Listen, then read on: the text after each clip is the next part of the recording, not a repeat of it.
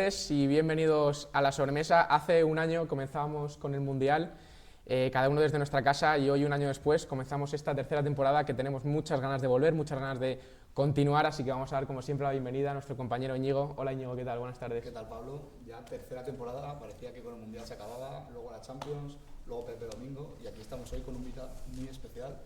Pues yo no quiero hablar más, preséntale, por favor. Bueno, pues nuestro invitado nació el 22 de enero de 1963 en Madrid. En 1983 comenzó su carrera profesional en Radio España. Tan solo 4 años más tarde, en el 87, entró en Televisión Española, donde aún permanece. Ha realizado la cobertura de 6 Juegos Olímpicos, además de 4 Mundiales de Fútbol y muchos otros eventos internacionales. En 1997 comenzó trabajando en el telediario presentando los deportes, alternando en distintas franjas horarias en los próximos años. Pertenece al equipo que ganó 2 premios Ondas, uno en el año 1992 con los Juegos Olímpicos y otro en el año 2011, concedido a los servicios informativos de Radio Televisión Española. Además, es muy conocido por su participación en el mundo de la gastronomía, la viticultura y el habano, siendo elegido en 2010 como el maestro del champán en España. Contamos hoy con el rostro del deporte en Televisión Española. Un fuerte aplauso para Sergio Sauca en La Sobremesa.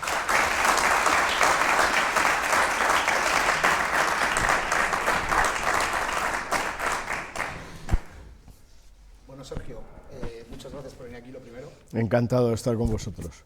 Es un placer tenerte y pues si quieres vamos a empezar haciéndote algunas preguntas así sobre el mundo del fútbol ahora mismo. Hablando un poco de casa, de la Liga Española, ahora mismo el Madrid tiene a Bellingham como referente, pero el líder no es ni Madrid, ni Barça, ni Atleti. Después de muchas temporadas está ahí consagrándose en la élite el Girona. Quería preguntarte un poco qué piensas sobre el equipo. ¿Crees que realmente tiene alguna posibilidad de hacer una gesta similar a la del Leicester hace unos años en Inglaterra? ¿Cómo ves al equipo? Bueno, el Girona es un equipo bien construido sobre la base de un potencial económico, digamos, por encima de las posibilidades de un club bastante modesto, como es el Girona, sin demasiada historia. Ha tenido la suerte de tener una cobertura muy importante porque con el Manchester City pues, tienen probablemente jugadores que por su potencial como club no podrían tener. Entonces esa, digamos, que es una base que les viene añadida, pero no debe restar el mérito que tiene lo que han hecho. Primero, elegir a un entrenador muy concreto, con una filosofía de fútbol también muy concreta, y que no es fácil elegir, porque Michel, a pesar de que hizo unas campañas muy buenas en el Rayo, tiene una filosofía de fútbol alejada del resultado a corto plazo, es más una filosofía de fútbol que de un rendimiento a corto plazo. Han tenido paciencia y bueno, pues ahora están recogiendo los frutos de hacer las cosas bien, cosa que en España no es demasiado fácil y en el mundo del fútbol todavía menos. Recorrido, bueno, llevamos un tercio de la liga prácticamente cuando se cumpla la próxima jornada. Digamos que el objetivo del Girona siempre es la permanencia y prácticamente lo tienen conseguido ya. Y yo creo que es un equipo que si no se distrae con la Copa del Rey, que es un caramelo muy goloso pero muy peligroso también, porque para equipos que no tienen la costumbre de jugar con mucha frecuencia, el mes de enero y febrero es muy peligroso. Si el Girona, entre comillas, es capaz de renunciar a la Copa, yo creo que es un equipo que va a estar luchando por los puestos europeos, y si tenemos en cuenta que la cuarta plaza este año está más abierta que de lo habitual, porque el Sevilla ni está ni se le espera, y luego ya el resto es un conglomerado que es muy difícil elegir. El Villarreal tampoco está en un buen momento, entonces tendríamos Athletic Bilbao, Real Sociedad, que está bien, pero vamos a ver cómo gestiona el estrés de la Champions, que es muy costoso. Yo creo que el Girona va a estar allí y además sería una buena noticia porque es una manera de entender el fútbol distinta y es sobre todo mandar un mensaje de que clubes que habitualmente no están acostumbrados a luchar contra los más grandes, si hacen las cosas bien y con paciencia, pues pueden estar ahí, ¿no? Es una muy buena noticia para el fútbol en general y para el fútbol español en particular. Ha comentado antes Íñigo el Madrid y más en concreto la figura de Jude Bellingham, y te queríamos preguntar si crees que Bellingham es el mejor fichaje de los últimos años. Vemos que está prácticamente marcando en todos los partidos, y si con la llegada del inglés Mbappé se olvida, o ahora que vuelve el 1 de enero volveremos con el tema de Mbappé. Bueno, vamos a ver, el Madrid necesita un delantero desde hace tiempo. O sea, analizando un poco, realmente desde que se fue Cristiano no han fichado un delantero centro, un 9 top mundial, lo cual en el Madrid es bastante poco frecuente porque siempre suele fichar a los más grandes, ¿no? Entonces el Real Madrid tiene una necesidad imperiosa de tener un 9. Ayer vimos el partido con el Rayo, ya ha pasado en otros que lo ha acabado resolviendo Bellingham como si fuera un 9, que no lo es. Lo que pasa es un jugador, y ya enlazo con la otra parte de la pregunta, es un jugador muy especial, primero porque, aunque es inglés, no lo parece, se ha adaptado rápidamente a una competición complicada tradicionalmente para los futbolistas británicos de las islas. No solo España, les ha costado mucho siempre en todos los sitios donde han estado, en Italia, bueno, ahora Kane está jugando bien, pero tradicionalmente les ha costado mucho porque el fútbol inglés, bueno, no solo inglés, el británico globalmente es muy distinto al fútbol que se hace en el resto del continente, ¿no? Bellingham es un chico distinto.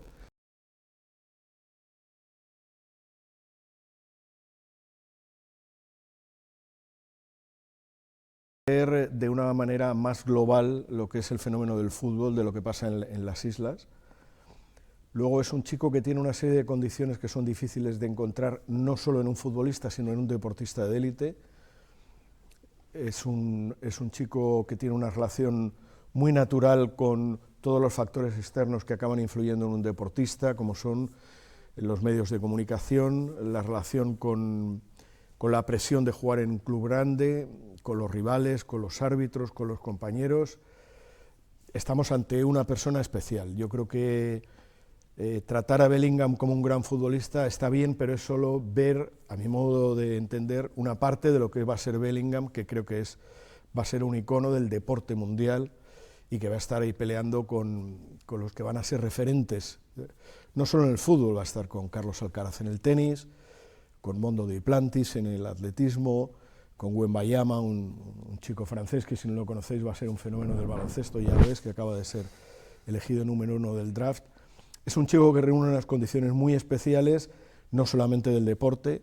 Yo creo que él tiene una manera de comportarse que le va a hacer ser un referente también en cuanto a marca.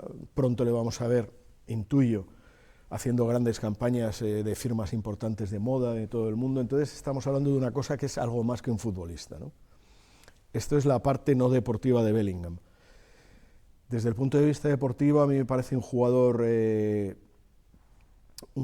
diferente, pero su raíz está anclada en el pasado. Es un futbolista que tiene los valores deportivos y futbolísticos que tenían gente como Di Stéfano, como Cruyff, que eran capaces de jugar en muchas zonas del campo. Es un chico que le hemos visto jugar en distintas posiciones, tanto en la selección inglesa como en el Borussia y ahora en el Real Madrid, que nunca había jugado como está jugando ahora, y es capaz de desenvolverse bien en todas ellas. Aporta contundencia en el área, pero también aporta trabajo. Ha sabido adaptarse muy rápido a un club muy difícil como es el Real Madrid. Entonces estamos hablando de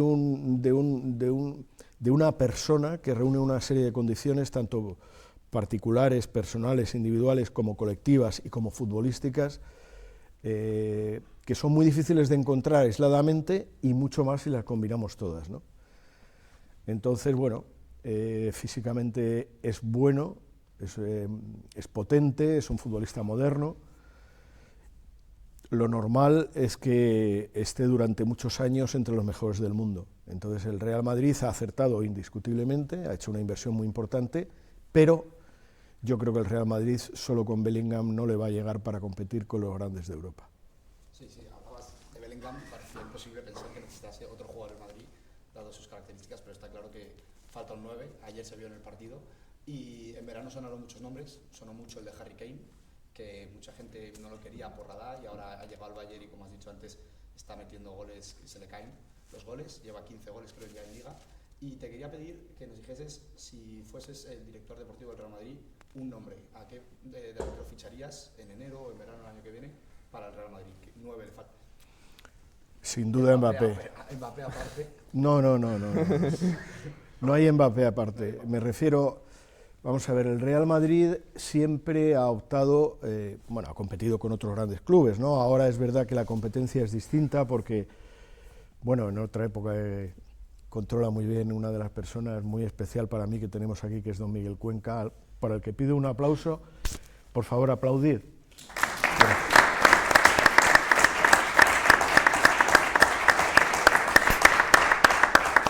Mirad, la mayoría de la gente que estáis aquí sois muy jóvenes, pero yo cuando empecé en el periodismo, cuando seguramente muchos de quienes estáis aquí pues os gusta el periodismo deportivo y yo cuando empecé en el periodismo deportivo me encontré personas como Miguel Cuenca que me marcaron, él era directivo entonces del Atlético de Madrid, y me marcaron por su manera de ser, ¿no? Entonces, han pasado los años, nos hemos visto más o menos, pero siempre ha sido para mí una referencia de comportamiento, ¿no? Entonces, el fútbol era de otra manera, era más romántico, era más utópico quizás. Ahora en el fútbol no solamente compites con los clubes que tienes más cerca y con los que siempre has competido históricamente, sino compites con clubes que son multinacionales, que en algunos casos son clubes Estado, porque el tema de la inversión desde, sobre todo de los países árabes, está un poco convulsionando no solo el fútbol, sino todo el deporte, porque tiene una capacidad económica que está a años luz de la que ha habido tradicionalmente y sigue habiendo en Europa, y por tanto, digamos que es una competencia distinta. Los argumentos que tienen los clubes tradicionales son económicamente inalcanzables, pero el fútbol, por suerte, no es solo dinero. Y lo estamos viendo, que hay clubes como el Chelsea, que lo ha conseguido, pero le ha costado muchísimos años, el Paris Saint-Germain, que sigue invirtiendo muchísimo y todavía no ha conseguido lo que quería y va a ser difícil que lo haga, el Manchester City, que acaba de ganar su primera Champions después de muchos años de hacer un trabajo muy bien hecho, porque el City para mí es un fenómeno distinto a otros clubes que han intentado llegar al fútbol para servirse de la grandeza del altavoz del fútbol y además tener una posición predominante. Entonces es muy complicado. Aún así el Real Madrid no puede renunciar a tener a los mejores del mundo, y entonces para mí Mbappé es con diferencia el mejor jugador del mundo. Yo creo que el Real Madrid está esperando a Mbappé desde el minuto 1, lo sigue esperando, y creo que es una espera que merece la pena. Espera, porque esto está sonando y está bloqueando aquí. Cosas del directo, ¿no? Sí, es que, sobre todo porque suena y puede alterar. Entonces yo creo que el Real Madrid está esperando a Mbappé y lo va a seguir esperando y debe esperarlo porque es un jugador que yo creo que va a marcar la diferencia.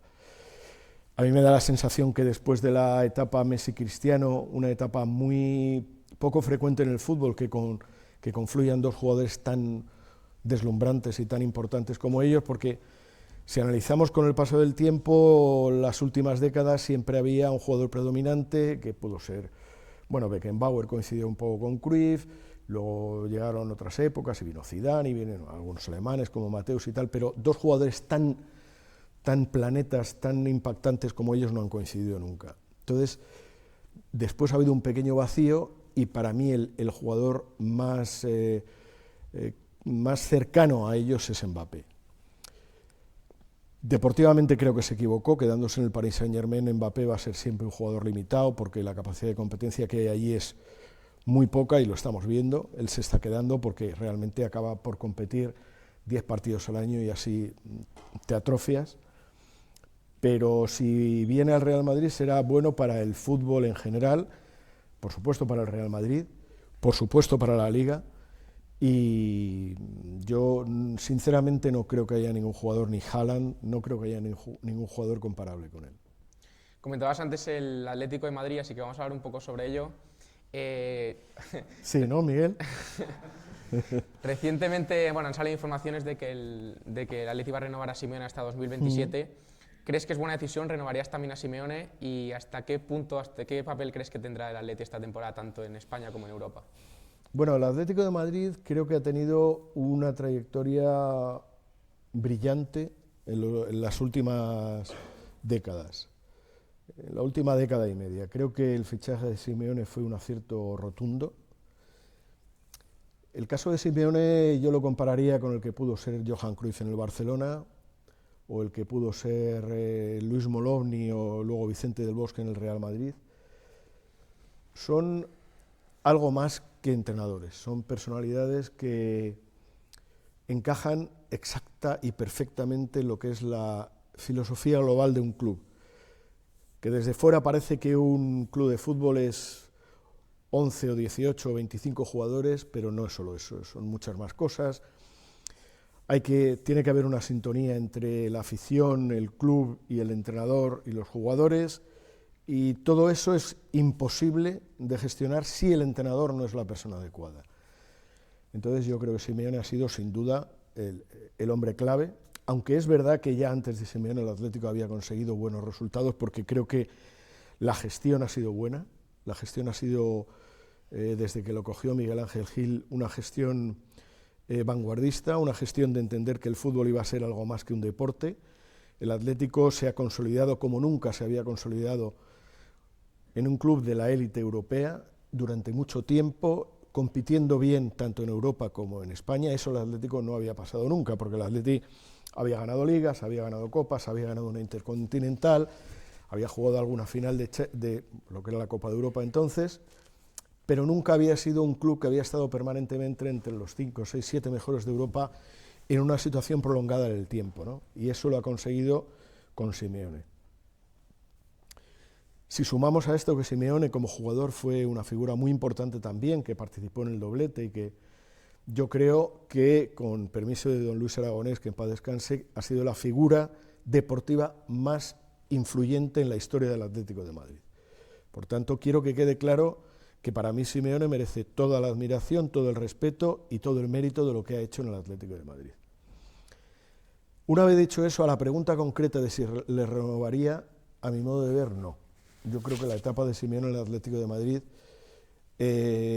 no va a aportar en el futuro más de lo que ya ha aportado.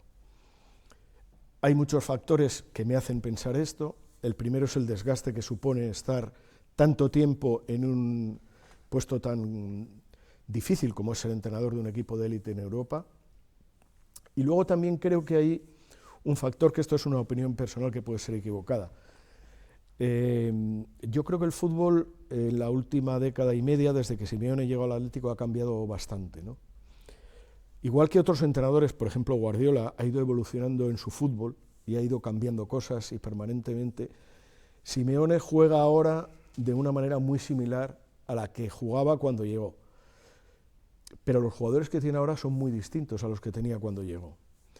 Y el Atlético de Madrid ahora yo creo que no se puede conformar con ser un equipo que salga a jugar contra el Celtic a ver lo que pasa, o contra Las Palmas a ver lo que pasa, o en Mestalla a ver lo que pasa. Tiene que salir, como lo que es un equipo de élite europea, a ganar esos partidos de manera determinada.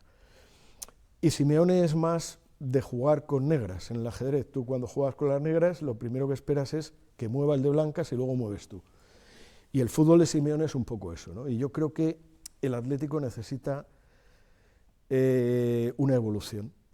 Y me da la sensación que Simeone, insistiendo otra vez más en mi admiración, mi respeto por todo lo que ha hecho, creo que ese salto no lo está dando. Y el Atlético, si se conforma con ser lo que es el tercero de España y el sexto, el séptimo de Europa o el octavo, pues seguramente le llegará. Pero creo que el presupuesto que tiene el Atlético, la regularidad que ha tenido en estar en la élite, creo que debe intentar dar un salto. Debe intentar dar un salto, y creo que con Simeone va a ser difícil que lo dé.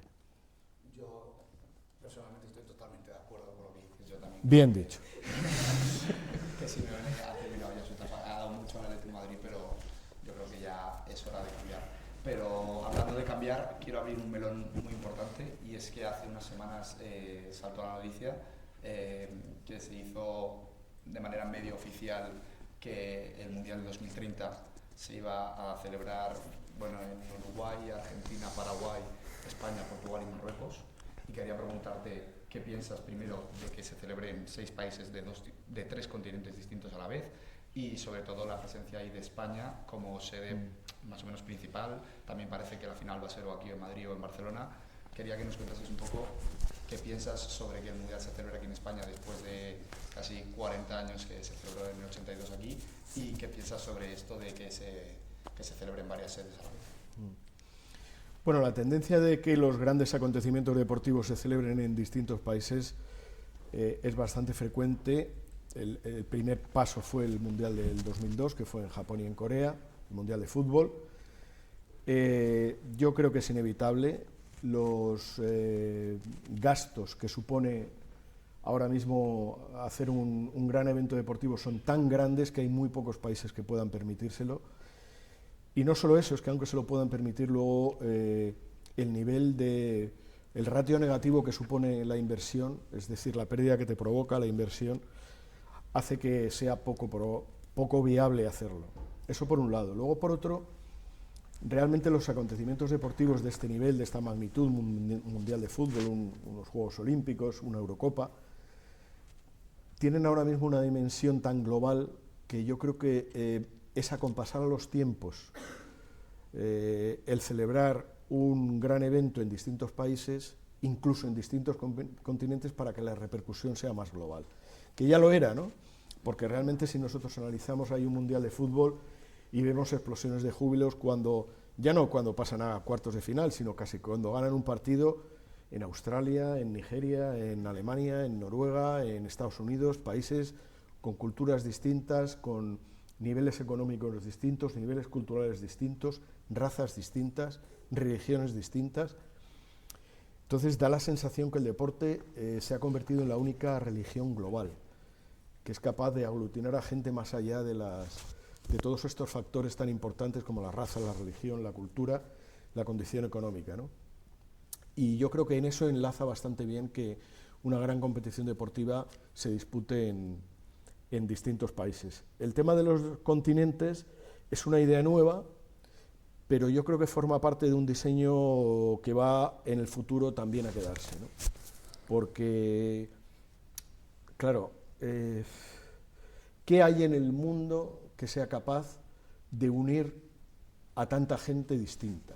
Solo el deporte. Y de esta manera acabas de potenciar la implicación que puede haber, en este caso de América, con Europa, incluso con África, ¿no? A mí me parece una buena noticia. Hay que tener en cuenta que están concedidos, si incluimos el último Mundial de Qatar, las últimas grandes concesiones de eventos deportivos, los únicos países que los van a organizar solos son los árabes. Algo que está pasando en el motociclismo también, en el automovilismo, son los únicos capaces de hacer un desembolso brutal sin mirar luego si van a tener un retorno, ¿no? Entonces yo creo que tiene toda la lógica. Si nos centramos ya en España, bueno, España ha progresado mucho desde el año 82, España está preparada para hacer una gran competición como es el Mundial. Yo creo que España va a ser el foco central de ese campeonato del mundo, se va a disputar la final seguro en España y prácticamente seguro en el Bernabéu, y es una buena noticia. España está preparada para hacerlo bien y además para ser el motor de lo que puede ser el primer gran acontecimiento deportivo en 3 continentes diferentes. Bueno, puestos a abrir melones, como quería Íñigo, pues vamos a abrir uno todavía más grande, y es el del caso de Luis Rubiales, que fue además el presidente que organizó también el Mundial 2030 para España. ¿Qué te pareció a ti su destitución, todo lo que pasó este pasado verano, y hacia dónde crees que va la federación? Se ve que dentro de poco habrá elecciones. ¿Crees que será un presidente externo a la federación, que ya esté dentro de la federación, o qué crees que va a ser de la federación en los próximos meses? Bueno, el tema de Rubiales tiene 2 vertientes. Bueno, tiene solo una, que es un impresentable. Bueno, que se comportó en determinados momentos, no solo en la final del Mundial Femenino, de una manera que yo, al decir impresentable, digo que no se comportó como debe comportarse una persona que representa a una institución y a un país, porque al fin y al cabo ahí era la representación del fútbol español y de España como país, ¿no? Bueno, Rubiales ha sido destituido por la FIFA, porque en España no tenemos los mecanismos suficientes para corregir este tipo de comportamientos. Algo que nos debe hacer reflexionar sobre la ley del deporte y sobre cómo los distintos gobiernos, y no hablo de un partido o de otro, sino en general, han tratado al deporte o han considerado al deporte más un instrumento que un argumento. El deporte ahora mismo a nivel social, a nivel económico, a nivel turístico, a todos los niveles es un arma extraordinaria. Me vais a permitir que me extienda un poco porque me parece muy interesante. En los Juegos Olímpicos de Atlanta en el año 96, Inglaterra compite en los Juegos Olímpicos como Gran Bretaña, compiten todos los países juntos, consiguió el número más bajo de medallas de la historia de Gran Bretaña. Entonces, en el año 96, el primer ministro británico, que entonces no sé si era Cameron, creo que sí, después de la debacle de Atlanta, reunió a todos los ministerios que podían estar implicados en corregir esa situación. Y entonces estaban los ministerios de Economía, de Hacienda, por supuesto, bueno, todos. Hicieron un plan a medio plazo para optar a los Juegos Olímpicos de Londres en 2012 y entender que el rendimiento de los deportistas de Gran Bretaña en unos Juegos Olímpicos era una marca del país. Es decir, que en la medida que se ganan medallas, se está rentabilizando la imagen del país globalmente, por todos esos parámetros que antes decía. En los Juegos Olímpicos de Tokio, Gran Bretaña fue el tercer país que más medallas consiguió. Ellos hicieron primero un estudio de cuáles eran los deportes que más medallas conseguían por cada ratio de inversión. O sea, ellos calcularon una inversión de 10 millones de libras y cuáles eran los deportes que más medallas podían dar si invertían en esto, ¿no? Entonces, el ciclismo era uno de los deportes que más, y luego los deportes de agua, que eran piragüismo, remo, etcétera, etcétera, donde había una gran tradición allí. Crearon escuelas de alto rendimiento de ciclismo. Entonces, Inglaterra, Gran Bretaña, no solamente ha conseguido medallas, sino que consiguió que Bradley Wiggins fuera campeón del Tour de Francia, que ganara la Vuelta a España, luego estuvo Chris Froome, y luego tienen ahora una secuencia de ciclistas y luego el ciclismo en pista, que nosotros lo conocemos poco, pero ganan un montón de medallas en Juegos Olímpicos y en campeonatos del mundo y de Europa. Esto significa que en Holanda ha pasado lo mismo, y Holanda ha pasado de ser un país residual a conseguir medallas. En Italia llegaron a un acuerdo para que incluso los deportistas que no pudieran tener una salida profesional pudieran formar parte de instituciones públicas, el ejército, la policía. Es decir, nos estamos quedando atrás totalmente. Mientras otros países están dándose cuenta de lo que representa el deporte y de la gran influencia que tiene en muchos sectores, en España estamos todavía a base del talento natural extraordinario que tenemos de nuestros deportistas, pero no porque haya un diseño global de lo que debe ser entender el deporte como un arma muy importante a nivel global. Entonces, el caso de Rubiales y la Federación es un caso que debía tratarse como una cuestión de Estado. Una cuestión de Estado, y hablo globalmente de todos los partidos. Nosotros tuvimos un caso de éxito extraordinario que fueron los Juegos Olímpicos de Barcelona, y entonces en los Juegos Olímpicos de Barcelona lo que se hizo fue nombrar a un presidente del Consejo Superior de Deportes que era un gran gestor, que era Javier Gómez Navarro, una persona externa al deporte pero que era un gran gestor económico, y luego Javier Gómez Navarro nombró a una persona del deporte, que fue Herminio Menéndez, que hasta entonces era el deportista español con más medallas, un piragüista, para que toda la parte deportiva la pudiera gestionar él. Y la tercera pata fue el presidente del Comité Olímpico Español, Ferrer Salat, que era un mix, era un hombre muy ligado al deporte y muy ligado a la empresa. Y entonces de aquello salió un éxito rotundo que fueron los Juegos de Barcelona. En la Federación Española de Fútbol llevamos 2 presidentes consecutivos que han llevado el fútbol español en los últimos 30 años, que han tenido que ser removidos de su cargo por irregularidades. Lo cual demuestra claramente que el modelo que estamos utilizando no es bueno. Entonces hay que buscar, primero, una persona externa al deporte, a mi modo de ver, una persona externa al deporte que sepa gestionar todo lo que no es deporte, a nivel económico, a nivel de inversiones, a nivel de patrocinios, a nivel de instituciones, y luego una persona del deporte que pueda ser elegida como hasta ahora y que se encargue solo de la parte deportiva y que no toque la parte económica. Si es así, yo creo que el fútbol español tiene un futuro extraordinario. Si no es así, el fútbol español seguirá estando un poco en precario. Te quería preguntar, Sergio, llevas muchos años, como ha contado antes Pablo, trabajando en Televisión Española, y quería preguntarte sobre cómo ves ahora mismo el papel de Televisión Española, sobre todo en el ámbito deportivo.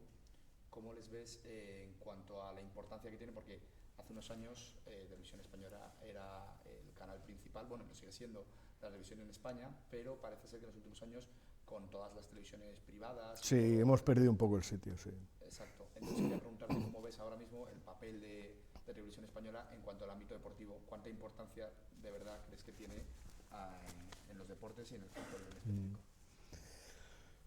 Bueno, Televisión Española yo creo que es un reflejo de lo que pasa en España con las empresas públicas, ¿no? Hay una falta de definición, hay una colonización de la política, y no hablo de un partido o de otro, hablo de todos los que han estado. Una colonización, es decir, llega un partido concreto y lo que intenta hacer es poner a gente afín para que transmita mensajes afines. Bueno, yo creo que es un problema no solo de Televisión Española, sino en general de las empresas públicas en España, que es una pena porque hay otros países, estoy pensando en Noruega, que podía ser un ejemplo, ¿no? Que cuando crean una empresa pública, Noruega es un país muy rico, tiene mucho petróleo, por ejemplo, crea una empresa pública de petróleo y lo que hacen es coger a los mejores para que la gestione y exigirles resultados, pagarles como los mejores y exigirles resultados como los mejores, ¿no? Yo creo que es una pena, pero España es un país que desafortunadamente no tenemos la madurez, ni la estructura, ni la idiosincrasia para tenerlo, pero a mí me gustaría que se tendiera a eso. Entonces, con la llegada de las privadas, Televisión Española va dando bandazos un poco. Hay épocas que se apuesta mucho por el deporte, ahora, por ejemplo, los últimos años lo ha sido, pero hay otras épocas que llega y no se apuesta nada por el deporte, ¿no? Entonces, bueno, pues estamos un poco a expensas de lo que va sucediendo. Hemos tenido épocas muy buenas, épocas regulares, épocas malas, y digamos que no hay una trayectoria. Y el futuro, pues, va a depender un poco de... También es verdad que los derechos de retransmisión valen mucho dinero, y entonces pues también hay que entender que a lo mejor en un momento determinado pues quienes están tomando las decisiones entienden que pues invertir 20.000 millones de euros en comprar los derechos de un mundial pues no tiene sentido, ¿no? Bueno, tú has trabajado tanto en radio como en tele. ¿Con cuál de los dos medios te quedas? ¿Cuál de los dos prefieres y por qué? A mí me gusta mucho la radio, mucho, siempre me gustó. De hecho, empecé allí, pero luego pues el destino profesional te lleva un poco bueno, pues lo que te va pidiendo, lo que te van demandando. La tele tuvo una época muy potente en nuestro país, la sigue teniendo. Ahora es verdad que con la llegada de la tecnología pues va cediendo terreno, pero sigue teniendo un peso muy importante. Pero bueno, ahora estoy haciendo muchas cosas en Radio Nacional y estoy muy contento y muy a gusto. Y en la tele pues he tenido una trayectoria afortunadamente pues muy enriquecedora, bueno, pues estando en todos esos acontecimientos que habéis dicho, que cuando yo estaba como vosotros aquí escuchando a un tipo que llegaba de los medios, pues no podía haber imaginado que iba a hacer ni un 10% de lo que he hecho, ¿no? Entonces, bueno, pues yo me gusta más la radio, pero el destino me ha llevado a hacer más cosas en la tele, pues porque hay veces que tampoco puedes elegir, ¿no? Cuando te ofrecen cosas importantes en un medio tan potente como la tele, pero yo creo que la radio te permite más expresar con más detalle las cosas que la televisión, que es un medio muy complicado, con la técnica influyendo muchísimo, con cientos de personas en cada segundo que se emite, dependiendo del sonido, de la imagen, del maquillaje, de la peluquería, de la gente de unidades móviles, de los satélites, bueno, un montón de cosas. Muy complicada, muy complicada. Hablando sobre los canales de retransmisión, quería preguntarte, porque hace un par de años o 3 hubo una fuerte polémica por una entrevista que hizo Ibai en su casa a Messi, a Leo Messi. Y entonces quería preguntarte, aprovechando encima que ahora estamos en Twitch, ¿qué piensas sobre todas estas tecnologías y los streamers, los canales, ya sea YouTube, Twitch, las redes sociales, que se están utilizando ahora para exponer entrevistas y hablar con los deportistas y con las celebridades más importantes del país y a nivel internacional también? Que si piensas que esto es algo bueno para la retransmisión en general, y si crees que está justificado que los deportistas prefieran acudir a estos canales más tranquilos que a las entrevistas de televisión, que como tú ahora mismo decías, son mucho más profesionales, por así decirlo. Bueno, yo creo que estamos ante una etapa nueva. Todas las etapas nuevas significan cambios. En el caso de la tecnología, lo que ha hecho es multiplicar por 1000 lo que antes era un cambio, ahora es... primero porque se produce en un periodo de tiempo muy corto, y luego porque es un cambio tan radical y tan brutal que a mí me cuesta asimilarlo, aún estando dentro, ¿no? Yo creo que los deportistas siempre les ha costado entender que los medios de comunicación son una parte de su profesión. Johan Cruyff, que era una persona muy interesante, decía que un futbolista, estoy hablando de memoria, él escribió un libro, escribió varios, pero en uno de ellos hablaba de la importancia que tenía para un futbolista su calidad en lo que iba a ser su trayectoria profesional, su calidad futbolística solo, ¿no? Entonces él decía que la calidad de un futbolista es aproximadamente el 60% de lo que va a ser su carrera, pero que el otro 40% era algo que no tenía nada que ver con el fútbol. Y era lo que hablábamos antes un poco de Bellingham, ¿no? La capacidad que tiene de entender que él es un personaje que tiene que tener una relación fluida con los medios de comunicación, con los aficionados, con los rivales, con los patrocinadores, con las instituciones, con todo, ¿no? Entonces, yo creo que los deportistas llevan tiempo sin entender que parte de su profesión es ese 40% que decía Cruyff. Y ellos piensan que con jugar bien al fútbol y tal es suficiente. Es un error, es un error. La gente que entiende bien esto multiplica su dimensión como deportista y, lo que es más importante que ellos no ven, multiplica el futuro que van a tener cuando se retiren, porque se retiran todos, por muy buenos que se crean que son, se acaban retirando y acaban viniendo otros que ocupan su lugar. Entonces, por ejemplo, en España hemos tenido varios ejemplos sensacionales, por ejemplo Rafa Nadal o por ejemplo Pau Gasol, ¿no? Ellos supieron entender desde el primer momento que parte de su profesión era también atender a los medios de comunicación y tener una relación fluida con... Y ahora, pues ahí está Pau, lo que está haciendo, y Rafa, que se va a retirar pronto, van a hacer lo que quieran en su vida y van a ser bien recibidos. Si tú lo que generas es una enemistad con los medios,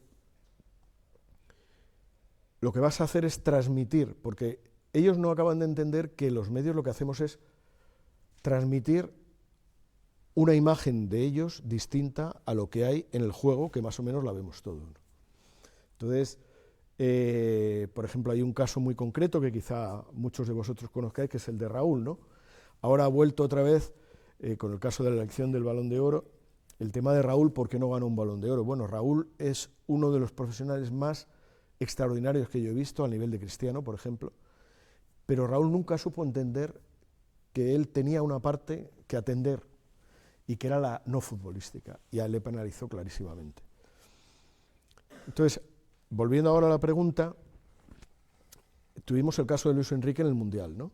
Entonces Luis Enrique dijo, yo no quiero saber nada de los medios tradicionales, y yo voy a, por Twitch, voy a hacer cada día un no sé qué. Bueno, yo me limito a describir lo que ha sucedido, ¿no? Un fracaso rotundo de Luis Enrique en la selección, un fracaso rotundo de Luis Enrique en lo que quería que, yo creo, hubiera sido un lavado de su imagen en Twitch, porque realmente no tuvo una repercusión, y Luis Enrique sin entender lo cual a mí me da pena porque yo siempre he tenido una buena relación con él y me ha parecido un jugador muy bueno, un entrenador muy bueno, pero no lo he entendido. Ha tenido muchos problemas en España, los sigue teniendo en Francia y los va a tener siempre. Y entonces él lo que está haciendo es generar una enemistad y un rechazo en un sector que es el periodismo, que él, si lo hubiera sabido gestionar, como hizo Vicente del Bosque, hubieran sido un aliado suyo. Entonces creas un enemigo cuando lo que tiene que ser es un aliado. En el tema de los nuevos canales, yo creo que no es incompatible atender a los medios, Twitch, las redes sociales y tal, y luego atender a los medios convencionales. Cuanto más altavoz tengas, mejor. No veo el motivo de exclusión ahí, no lo veo. Luis Enrique, además, que encima nos quitaba en su momento a algunos espectadores, pero bueno, decía hacerlo a la vez. Sí, pero bueno, vosotros tenéis más información y ahora os hago yo la pregunta. ¿Cómo empezó el canal de Twitch de Luis Enrique y cómo terminó en el Mundial? A nivel de audiencias y de...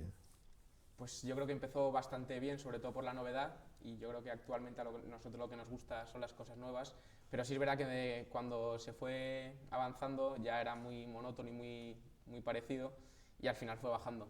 Decido, además, un día dijo que este a lo mejor era su último programa, y lo fue, porque nos eliminamos. Así que sí, tampoco duró mucho porque no aguantamos mucho el Mundial, pero sí, nosotros la verdad que eso nos quitaba la gente, pero luego seguimos avanzando y ya está, y él no. Así que nada, te iba a preguntar sobre los mercados de fichajes. Nosotros estamos todo el día viendo noticias, pero bueno, tú has sido protagonista en algunos de los mercados con noticias importantes, como bueno, por ejemplo, Sergio Sauca fue el que contó que Iker Casillas iba a salir del Real Madrid en verano de 2015, y te iba a preguntar qué papel tienen los periodistas en los mercados de fichajes, hasta qué punto los clubes se aprovechan de vosotros para las negociaciones, para subir y bajar los precios. Bastante, se aprovechan bastante, no solo los clubes, también los jugadores y sobre todo los agentes de los jugadores, ¿no? Que son los que... Hay que tener en cuenta que el fútbol es un mundo, es un planeta aparte, donde en un mercado solo, por ejemplo, de verano, un representante, que ahora el que está en boga es Méndez, es capaz de mover cientos de millones de euros en un periodo de tiempo cortísimo. Probablemente ninguna empresa, o muy pocas empresas a nivel mundial, son capaces de generar y de mover tal cantidad de dinero en un periodo de tiempo tan corto, ¿no? Eso, bueno, pues tiene mucho que ver con impactos muy importantes, con porcentajes muy importantes y con movimientos económicos. Claro, en el fútbol se habla de miles de millones de euros. Dice, no, han pagado 4.000 millones de euros por un central o 4, yo qué sé. Y tú dices, vamos a ver, 400 millones, o si pagan por Mbappé 150 millones o 200, pues a lo mejor es poco, o 500. Pero es que por un jugador normal están pagando ahora 20, 30, 40 millones de euros, 50, y luego dices, es que ni ha jugado. Claro, se habla de 20, de 30 millones de euros como si fueran unas cantidades, pero ¿qué empresa hace un movimiento de 20 millones de euros sin luego tener un retorno de esa inversión? Yo no conozco ninguna, en ningún sector, ¿no? Entonces el fútbol va por libre, ¿no? Bueno, entonces cuando estamos hablando de tanto dinero, pues se mueven muchos mecanismos y los medios de comunicación pues es uno de ellos, porque claro, si tú lanzas que tal, pues a lo mejor encarece el fichaje de un futbolista y lo que hace es repercutir en que el beneficio del representante sea un 5% más sobre una cifra altísima. Bueno, pues yo creo que todos somos un poco piezas del poder, en este caso económico, ¿no?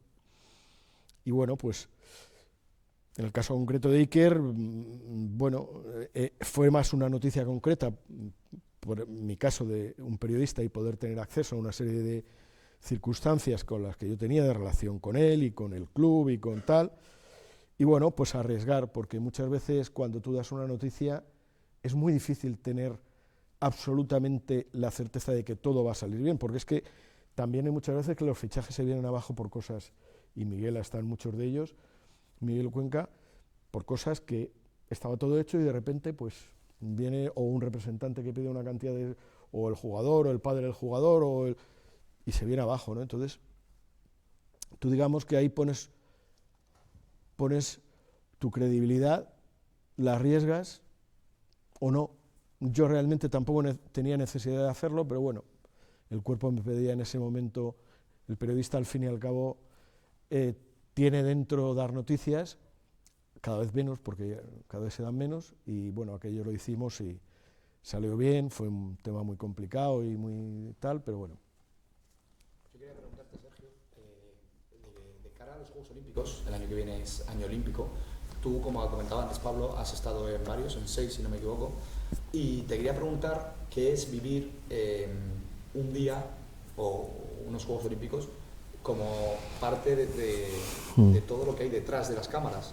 O sea, decías que es un evento súper importante a nivel internacional y quería preguntarte y que nos contases un poco qué es vivir eso al lado de las figuras más importantes de todo el deporte mundial y vuelves a casa al día siguiente de los Juegos Olímpicos y piensas, yo he estado al lado de toda esta gente, ¿cómo es vivir eso? Lo más. O sea, yo he tenido la suerte en mi profesión de hacer muchas cosas, pero los Juegos Olímpicos es lo más. Para alguien que le gusta el deporte y que le gusta el periodismo, no hay nada como eso. No hay nada como eso porque además ves en muy poco periodo de tiempo, ves el deporte, ves una fotografía del deporte en toda su extensión. Desde un judoka que se está jugando el futuro personal, profesional, mental, porque claro, es que uno de los Juegos Olímpicos está Michael Jordan en los Juegos del 92 y está Rafa Nadal o Roger Federer o Djokovic o Neymar, que también ha estado en los Juegos, ¿no? Claro, a esta gente los Juegos Olímpicos es un divertimento, o sea, me refiero, ellos quieren ganar una medalla, claro, pero su futuro no depende de lo que pase en eso. Les da no es que les dé igual, pero el impacto que va a tener en su vida futura es 0,5. Pero hay gente que se está jugando su vida, la de su familia, su proyección profesional, personal. Y entonces, tú durante un día, a lo mejor, entrevistas a un judoka que ha ganado una medalla que le va a cambiar la vida, a otro que le han eliminado en semifinales y que también le va a cambiar la vida, pero a peor, a una persona como, yo qué sé, que lleva 5 Juegos Olímpicos y no ha ganado ninguna medalla y gana su primera medalla con 40 años, que nos ha pasado también en el caso del piragüismo. Entonces lo ves todo en un periodo de tiempo y luego ya cuando llegas, si puedes dormir ese día, que muchos no se puede dormir, pero cuando en el momento que puedes reflexionar, que puede ser una vez acabados los Juegos, dices, joder, es que esto es el deporte en estado puro, esto es el deporte de verdad. No lo que hablamos de los fichajes, no lo que hablamos de la Champions, lo que hablamos del Manchester City o del Madrid o de Mbappé o del Atlético de Simeone, no, el deporte es esto. Es gente que lleva trabajando desde que tenía 6 o 7 años, entrenándose con frío, con lluvia, y que muchas veces no lo hacen ni por dinero, porque realmente la recompensa económica que tienen es ínfima, ¿no? Entonces los Juegos Olímpicos es una experiencia única, única. Otro de los problemas que vemos también ahora en el periodismo es el tema del clickbait y ese, ¿no? Es cómo buscan los periodistas que pinches en una noticia cuando, bueno, y luego realmente no es tal como te lo encuentras en el titular. Parece que hay, ahora como comentábamos los fichajes, un fichaje súper importante y luego realmente no es para tanto la noticia, ¿no? Realmente que no es para tanto. Entonces, ¿crees que eso es un problema actualmente? ¿Crees que los periodistas buscan eso o sea, buscan realmente el vender o realmente contar una buena noticia? Pues mira, os voy a decir una cosa, es un tema vuestro ya. Yo los deberes ya los tengo hechos y cuando yo estudié periodismo en la facultad y cuando yo empecé a trabajar y los años de profesión que yo he tenido, el periodismo era una cosa y esto que tú me estás diciendo ahora, que es el periodismo ahora, es otra. Entonces yo creo que es un tema, como hablaba con Miguel el otro día, comentando sobre ti, Pablo, y tal, vosotros estáis preparados para entender todo eso. Yo no lo entiendo, o sea, Me refiero yo, la noticia no era poner lo importante al final para que dure más y entonces luego compute como que el tipo que ha estado en la página ha estado no sé cuántos segundos. No, la noticia es esto. Es muy primitivo, a vosotros os sonará chino, pero es lo que yo aprendí. Yo jamás di una noticia, nunca, jamás, ni la de Iker, sin hablar con todas las partes implicadas, con todas, o sea, Carlo Cotropía, que era su representante, el propio Iker, Florentino Pérez, por supuesto, la gente del Oporto, con todos. Y cuando ya hablé con todos, entonces tomé la decisión de lo que iba a hacer. Entonces eso ahora, supongo que es como la guerra de las galaxias, ¿no? Entonces es un tema que yo lo veo y que creo que es una cuestión ya de las nuevas generaciones que sepáis manejaros en ese terreno, porque es tan distinto a lo que yo hice que me es imposible. O sea, yo ahora si tuviera que hacer eso no podría. ¿Por qué? Porque si tu escala de valores para ejercer tu profesión es lo primero es esto, lo segundo es esto, lo tercero es esto y lo cuarto es esto, y entonces te dicen, tienes que poner en primer lugar lo que para ti era el octavo, dices, no, yo soy otra cosa. No, entonces estás fuera. Estoy fuera. Yo quería hacerte una pregunta, se la hicimos en el último programa a Pepe Domingo y ahora la respuesta la tenemos ahí guardada, subida en las redes sociales y es historia del programa. Y es preguntarte que si tuvieses que contarle a una persona que está iniciándose en esto del periodismo, está estudiando en la facultad o está empezando a trabajar, si tuvieses que decirle algo de qué es el periodismo, algún consejo, o tú, después de todo lo que has vivido en el periodismo, ¿qué le dirías? Bueno, lo primero que le diría es que lo que yo le pueda contar es el pasado. Yo le puedo hablar del pasado. No le puedo hablar ni siquiera del presente, por supuesto menos del futuro.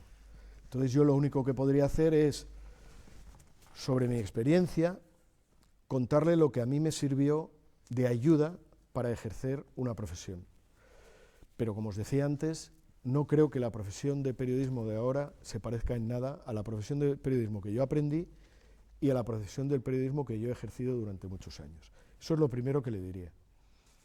Una vez dicho esto, solo podría contarle lo que a mí me ha servido. Y a mí me ha servido tener mucha paciencia al principio, mucha paciencia, es decir, tener muy pocas aspiraciones económicas y tener muchas ganas de hacer cosas, y si son diferentes mejor, y si son en distintos medios mejor, y si son en distintos perfiles de gente muy importante del deporte, menos importante del deporte, técnicos, directivos, entrenadores, escuchar cosas distintas. Y luego te tiene que gustar lo que haces. Si no, es mejor que no lo hagas. Porque al final, por lo menos el periodismo deportivo, no acabas desconectando nunca de tu profesión. Yo cuando llegaba a casa, ahora lo hago también, pero cuando llegaba a casa, cenaba y acababa poniendo la radio para escuchar el programa por la noche de deportes. Y me levantaba y cuando ya había internet, bien, y cuando no lo había, pues escuchaba los partes, que cada hora daban información entonces en las radios para ver si había pasado algo. Entonces, nunca acabas de desconectar. Si lo que estás haciendo no te gusta y tienes que estar así, vas mal. Entonces son profesiones muy vocacionales. Si te gusta, adelante. Si no te gusta, dedícate a otra cosa. O dedícate a partes del periodismo que no sean tan cercanas a la actualidad. Ahora hay muchas del periodismo empresarial que cada vez, además hay más demanda, con todo el tema de la tecnología, las redes sociales, todos los canales son otra cosa, ¿no? Pero para dedicarse al periodismo de verdad son 24 horas. Pues vamos ya con esta última sección, que es la sección de las preguntas rápidas. Entonces, bueno, te vamos a ir haciendo una batería de preguntas, si quieres, y respondes de forma rápida, así que bueno, empezamos. En el último programa le hicimos este cuestionario de Domingo y... Difícil lo tengo, ¿eh? Pepe Domingo es de las personas más de las mejores personas que he conocido yo en el mundo del periodismo. Nunca he sido de su núcleo duro, aunque he tenido una muy buena relación con él durante muchos años, con Tere, su mujer, con Paco, muy buena, pero yo cada vez que veía a Pepe veía a una persona feliz, una persona que nunca buscaba el enfrentamiento, y eso que él vivió en la erupción del volcán, muchísimas cosas, cuando estaba en la SER, cuando estaba en medio de... Pepe siempre era la voz tranquila, una sonrisa, un mensaje de tranquilidad. Ha sido una referencia para mí, ya os digo, sin ser un núcleo duro. Y me dio mucha pena su pérdida y me acuerdo mucho de él. Bueno, nosotros la verdad también. Estuvo con nosotros aquí el 20 de junio. Cuando recibimos la noticia fue bastante impactante y la verdad que siempre, bueno, lo pusimos en Instagram, pero se lo agradeceremos siempre. Nosotros le hemos intentado que viniese aquí mucha gente, entonces todo el mundo que acepta venir con nosotros, que realmente esto es un proyecto que nos hace mucha ilusión, así que todo el mundo, igual te lo decimos a ti también, que acepta venir con nosotros, pues es un placer y se lo agradeceremos de por vida. Así que también hablando de Pepe Domingo, bueno, comentábamos que después de su fallecimiento, falleció un domingo, pues el martes, Paco González, el director de Tiempo de Juego, hacía una despedida, una especie de discurso, y en ese discurso nombraba que el mensaje que más le había emocionado había sido precisamente tuyo, y decía que el mensaje de Sergio Sauca era que cada vez que escucháramos a Paco, le íbamos a escuchar a él. Y él decía pues que, por supuesto, que iba a ser una gran responsabilidad porque, bueno, no es fácil que te asocien tanto con Pepe Domingo, ¿no? ¿Qué imagen tienes tú ahora de Paco? Porque, bueno, no lo tienen fácil también sus compañeros de la COPE. Lo están llevando bien. ¿A dónde crees que va la COPE y sobre todo Paco González sin la ayuda de Pepe Domingo? Paco es un fenómeno. Paco todo lo que haga lo hará bien. A mí me emocionó mucho lo que dijo y se lo agradezco mucho. Fue muy emocionante, pero realmente se lo puse porque de verdad lo pienso. O sea, Pepe Domingo era una persona que fue importante en todo lo que hizo, porque vosotros sois muy jóvenes, pero Miguel se acordará, Pepe Domingo fue el número 1 de ventas en España de discos. O sea, se puso a cantar y fue el número 1. Es que lo que hiciera era el número 1. Y entonces yo me acuerdo que en el WhatsApp que le mandé a Paco, que un extracto era eso, yo le decía que Pepe Domingo no eligió a Paco González por casualidad, que Pepe Domingo podía haber elegido... Pepe Domingo ha debido trabajar con cientos, miles de personas, y eligió a Paco primero porque son buenas personas. Entonces Paco es una buena persona, además de ser un profesional como la copa de un pino, ¿no? Entonces no es casualidad que haya compartido con Paco casi 3 décadas de su carrera. Yo creo que Pepe veía en Paco la persona más parecida a él. No solo por su capacitación profesional, sino por su bondad, por ser buena gente. Al fin y al cabo, cuando tienes la suerte de que en tu profesión te vaya bien y tengas cubiertas una serie de necesidades personales, familiares, económicas, buscas otras cosas. Y yo creo que Pepe buscaba en Paco la autenticidad y lo consiguió. Han hecho un equipo que ha sido historia de la radio y que lo va a seguir siendo, porque Paco y todo el equipo, porque nos centramos en Paco, pero hay todo un equipo detrás de muchísima gente que no voy a nombrar porque se me va a olvidar alguno y voy a cometer injusticias, ¿no? Entonces la COPE tiene un equipo sensacional y vamos, van a seguir siendo lo que son números 1. Te queríamos hacer este cuestionario. Me ha costado un poco, porque es mucha emoción. Bueno, y por cierto, ya que he nombrado a Paco, también invitamos a Paco González y que viene aquí. Y vendrá, ya lo veréis.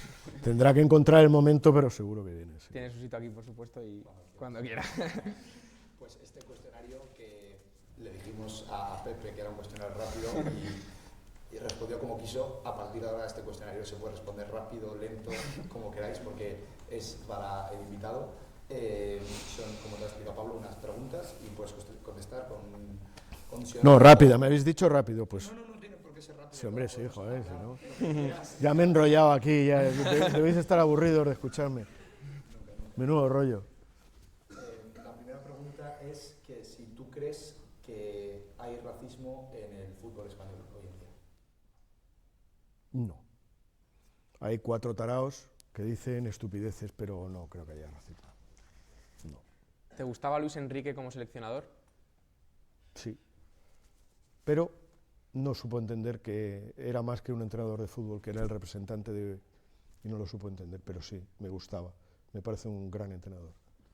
Esta temporada ha empezado a jugar como se le llevaba muchos años pidiendo Joao Félix, y queríamos preguntarte si tú crees que llegará en algún momento a ese nivel de genio del fútbol, Balón de Oro, que llevan años diciendo a la gente que llegará.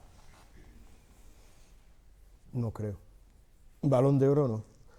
Sí creo que en un entorno... A mí Joao Félix me parece ese perfil de futbolista, que ha habido muchos en la historia del fútbol, que cuando todo está alineado son muy buenos, pero que en cuanto hay algo que no está alineado, entonces, o cuando se le exige algo más de lo que él cree que se le debe exigir en alguna faceta, o cuando el entorno que hay no le es grato, o cuando no se siente, él no se desarrolla. Yo creo que es un jugador mucho mejor de lo que demostró en el Atlético de Madrid, pero dudo que vaya a ganar un Balón de Oro. ¿Te abrirías un canal de Twitch y te harías streamer? No lo sé. Depende. No tengo ningún inconveniente, pero no sé exactamente en qué consistiría y cómo habría que hacerlo, ¿no? Si... No, hombre, si es para hacer cosas normales, sí. Si es para hacer cosas, lo que yo entiendo anormales, no. ¿Cuál es tu canción favorita? Canción, joder, solo una. Bueno, Es canción que una... nos sirve cantante también. Pues mira, a mí me gusta mucho Insurrección. Insurrección, que es una canción de la movida de los 80, de Manolo García cuando estaba en el grupo anterior, y es una canción que la he escuchado mucho. Pero de aquella época pues me gusta mucho, me gusta Sabina, me gusta mucho los Beatles, me gusta Elvis, o sea que soy un clásico, pero me encanta Vampire Weekend de ahora, 1975 de ahora. La música me gusta, sobre todo que sea buena, no me importa tanto que sea antigua o moderna, que sea buena. ¿Quién es el mejor deportista que hayas visto en directo?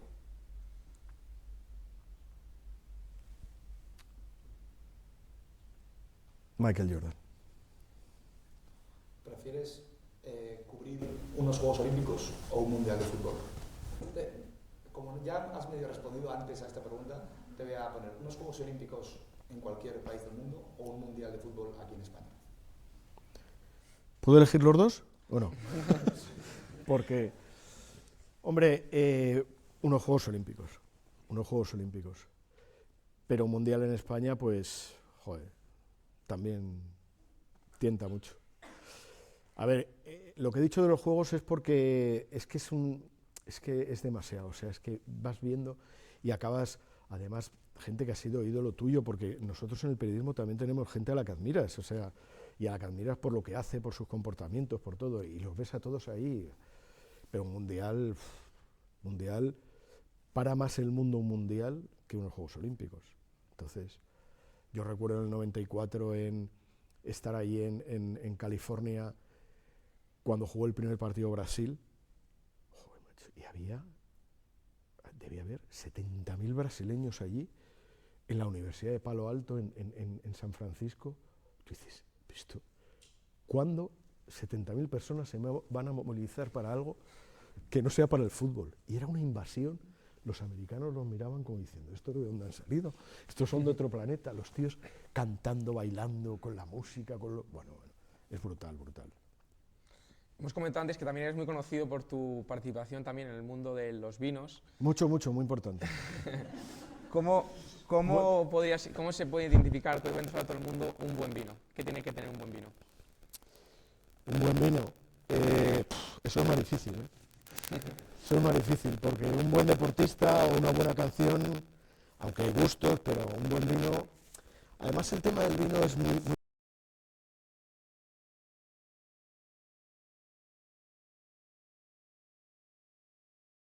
de lo que cada persona que hace para que su vino sea bueno, la cantidad de horas que no duerme, que está mirando, hoy tiene que llover, por favor, hoy que hay vendimia que no llueva, mirando si no ha habido granizo en el mes de mayo que te destroza la yema y te mata y te... O sea, acabas siendo muy condescendiente con todos los vinos, porque detrás hay tanta pasión, mucha tradición. Tu abuelo o tu bisabuelo fue el que empezó a hacer el vino, entonces yo soy muy compasivo con el vino, me cuesta mucho. Y distinguir un vino bueno de uno malo requiere mucho entrenamiento, muy difícil, no es tan fácil. ¿Cuál es el mejor comunicador que has conocido en tu vida? Joder, el mejor comunicador. Es que ha habido muchos buenos. Pues hombre, no sé. Yo, por ejemplo, el primer telediario que hice, lo hice con Pedro Piqueras. Un tipo extraordinario y una bestia. He trabajado con Matías Prats. ¿Qué os voy a decir de Matías? Con Ana Blanco, Pepa Fernández en la radio. Pero fíjate, hay una persona que quizá como comunicador no tuvo una repercusión, pero que para mí ha sido de las que más ha influido, yo creo que en la mejor etapa de televisión española, que fue Fran Llorente. Fran fue, bueno, un tipo que a lo mejor no le conocéis, él fue presentador de La Dos Noticias con Lorenzo Milá, pero Fran fue el líder de una época en la que en televisión española trabajábamos solo se elegía a la gente por motivos profesionales y solo se tomaban decisiones por motivos profesionales. Y Fran fue el líder de aquello. Y yo, de los 30 y tantos años que llevo en televisión, es la época que más orgulloso me siento. Bueno, pues ahora vamos a estrenar también una nueva parte en esta sección, que es que también el público queríamos también darle un poco de voz. Te va a hacer también unas preguntas, entonces hemos seleccionado 3 y también... ¿Al azar o dirigidos...? Bueno... ¿Cómo ha sido la cosa? Las que más daño te puedes hacer. La que más daño me puedan hacer. Vale. Pregunta a una persona del público cuál ha sido el evento que más te ha gustado cubrir y también cuál ha sido el que menos de toda tu carrera. Hombre, yo diría que es muy difícil en el momento, cuando vas, saber lo que va a suceder, ¿no? Los eventos deportivos tienen una repercusión directamente relacionada con lo que hace el deportista español o la selección española, ¿no? Entonces nosotros, cuando fuimos a los Juegos de Barcelona, tampoco sabíamos muy bien a lo que íbamos, y yo además tenía 20 y pocos años, ¿no? Con el paso del tiempo te das cuenta de que has estado en el acontecimiento deportivo y no deportivo, uno de los más importantes en la historia de este país, ¿no? Entonces, obviamente, estar en los Juegos de Barcelona fue, claro, luego te das cuenta y lo que supuso ya no solo a nivel deportivo, sino de comunicación, a nivel económico, a nivel, bueno. Y luego, claro, el Mundial de Sudáfrica yo creo que es inolvidable para todos, ¿no? Y fue además en esa época de Fran Llorente, que me acuerdo que no teníamos los derechos, pero acabamos siendo la televisión que más audiencia tenía en todo lo que se hablaba del Mundial, ¿no? Sin tener los derechos. Con lo cual, yo creo que todos nos sentimos muy orgullosos del trabajo en el Mundial de Sudáfrica. Han preguntado también desde el público que qué opinas de los árbitros. Si crees que realmente son muy malos, tanto como dicen, o es todo mala prensa. No, no son muy malos, no. No. Yo tengo una teoría sobre los árbitros un poco extraña, como me sucede en muchas cosas, ¿no? Que me siento un bicho raro. Yo creo que tendría que estar sancionado hablar una sola palabra de los árbitros. Ahora que está tan de moda y que dicen, es que no hay libertad de expresión para que yo pueda decir, pues sí, la tienes, pero cada vez que hables te vamos a poner 250.000 euros de multa. Y la siguiente vez que hables, 500.000, y así sucesivamente. Y cada vez que un comunicado, por mucho que le duela a mi amigo Miguel, un club pone un comunicado de los árbitros, 250.000. Y el siguiente comunicado, 500.000. Y el siguiente, 1.000.000. Y así sucesivamente. La experiencia que hay en el deporte es que determinados deportes y determinadas competiciones impiden hablar de los árbitros. Cada tipo que habla, sanción. En el rugby, que para mí es un paradigma y me encanta, si un deportista o un jugador de rugby protesta al árbitro, le dice, muy bien, la falta que era aquí, 10 metros más cerca de la portería rival. Y si vuelves a protestar, 10 metros más cerca. Entonces no protesta nadie. En la NBA, que un jugador o un entrenador habla de un árbitro, catapum, sanción. Que vuelve a hablar, otra sanción más. Impartir justicia es lo más difícil que hay en esta vida, porque incluso los que mejor preparados están, y Miguel también sabe esto, seguramente tienen en algunos momentos unas dudas tremendas sobre si la decisión que van a tomar es justa o no es justa. Si esto lo tienes que hacer en décimas de segundo, es todavía más difícil. Y si esa decisión la tienes que tomar después de que la semana anterior, el viernes te ha dicho tu mujer que no sé qué, el jueves te ha dicho tu hijo no sé qué, el miércoles te ha dicho el periodista de turno no sé qué, el martes en la panadería te han dicho, es imposible, es a peor. Yo creo que es la gente que está mejor preparada, ahora tienen la ayuda de la tecnología, hay que dejarles en paz, hay que olvidarse de los árbitros, que hagan lo mejor que puedan su trabajo, que cuando lo hagan mal, pues de alguna manera tengan menos recompensa que quienes lo hacen bien, y luego que haya más transparencia en la comunicación del mundo arbitral.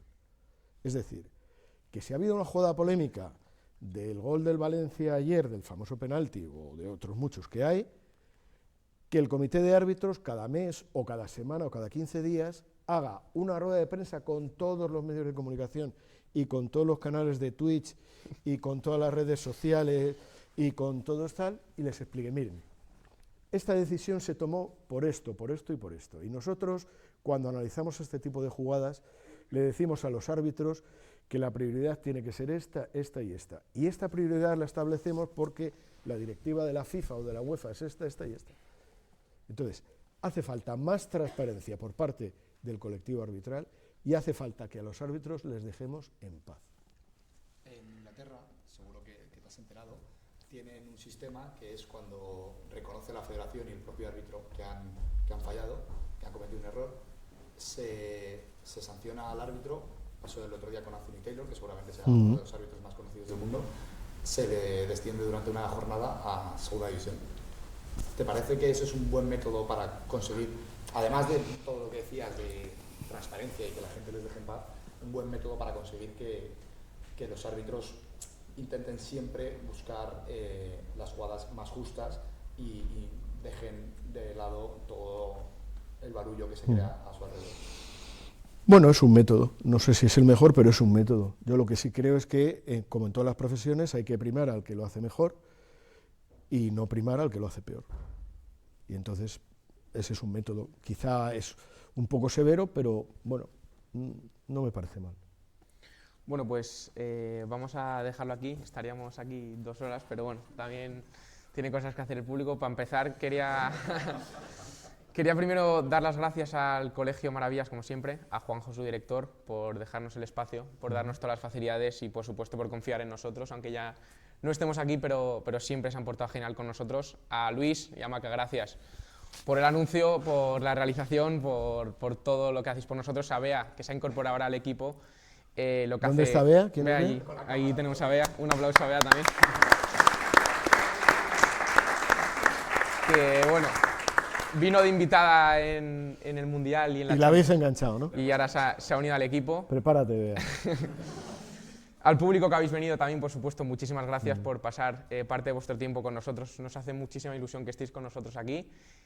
También ambienta mucho y lo de las preguntas y demás. Y, por supuesto, a ti, Sergio, gracias, como he dicho antes, por confiar en nosotros, por venir, por sacar parte de tu tiempo y por lo que hemos aprendido hoy contigo. Un placer, encantado. Así que, bueno, venga, vamos a aplaudirle.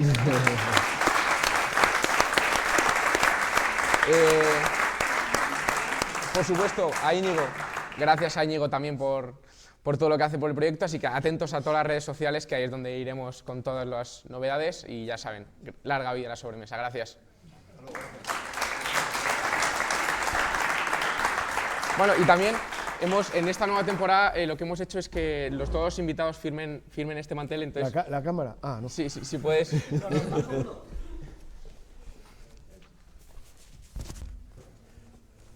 A ver. Si quieres aquí, en esta parte de aquí. Sí. ¿Sois la sobremesa? La sobremesa.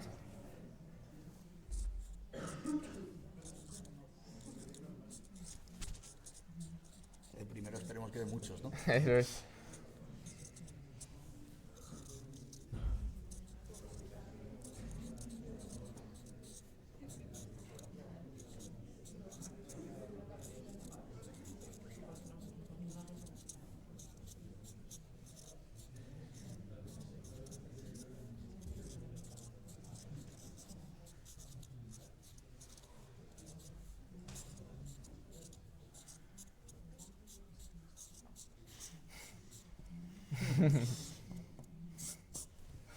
Muchas gracias. Gracias.